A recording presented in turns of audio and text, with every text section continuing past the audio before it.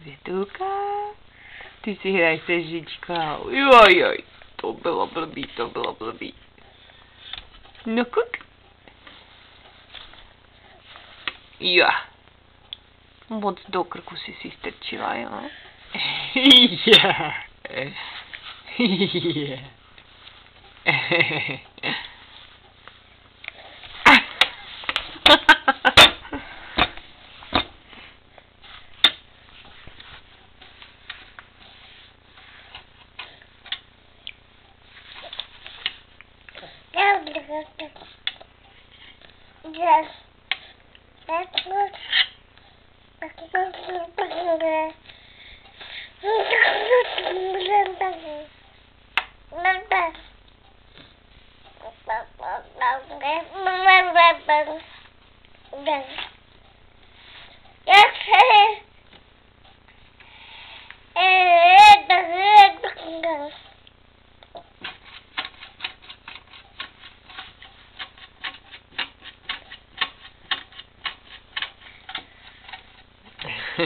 Co děláš, miláčku?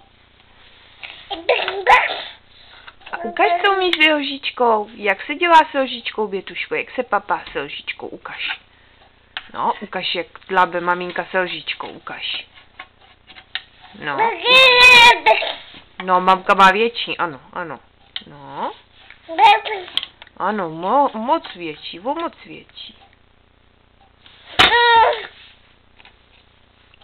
Ta šňůrka tě tam zajímá, viď? Ta šňůrka je tam proto, víš? Aby ses nám neodsunula dolů. Bek. Kdo to přišel? Táta? Kde je táta?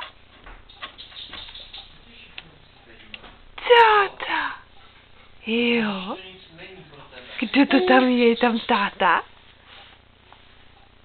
Táta?